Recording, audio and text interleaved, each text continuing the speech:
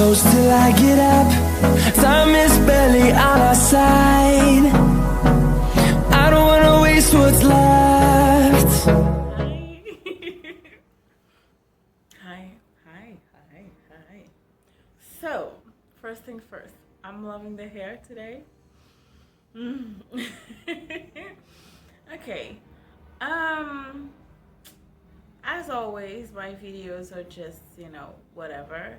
So, je dis, devle comme si bien tête moi. Just looking cute or whatever. Me laver les cheveux, ça gagne 3 jours, je suppose. 2 ou 3 jours. Parce que, usually, je passe un mois ensemble avec Kounia parce que j'ai envie de sortir dans la rue pour m'acheter shampoo.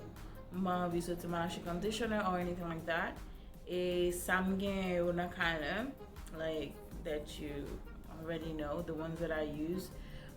Aussie shampoo ensemble avec Cantu. Qui c'est conditioner que j'utilise. Like, you're so good pour finir là, Kounia. I'm not going in the streets pour un petit shampoo avec rince. Like, yeah, I'm extreme like that. So yeah. So I'm utilising shampoo avec my operation right now. It becomes to do natural hair treatments and stuff like that. So yeah, that's that.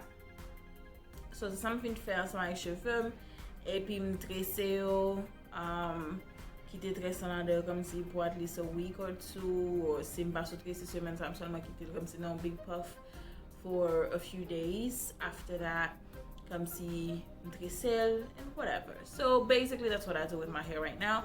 They let's not talk about that because it's not important. Ma garantie à 100% que je respecte toutes ces habitudes que je vais pour 2020 because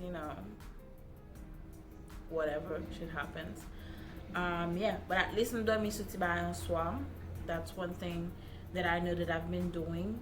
But passer l'huile en tête moi chaque soir, mais bien passer pour ma notre casse tête moi twice a week, mais so laver et puis tresser. That's pretty much what I've been doing. Et puis sleeping on my satin or whatever shit that I use. So that's that. Well, yeah, updates. Si vous voulez une cavolette coiffure ça, si vous voulez, you get pas pour moi lié. Et pas garder me garder une vidéo qui fait me faire, but it just happened que me faire, but it's quite possible que get up me qui fait déjà. So, yeah. Si me volel, my bad, I didn't do it on purpose. Si me pas volel too, you're welcome. Okay, you can take it. You can take it. So, yeah, that's that. Bye. Oh, zon mwen long to kounya. Yeah, mde koupe yo denye fwa, so pou sa anko. So, yeah, it doesn't matter, but shit, I'm sharing with you. I haven't been sharing on YouTube for a while, so I'm sharing everything. So yeah, long nails, don't care. They're not like perfect, so whatever. No, you don't need to see that. Bye.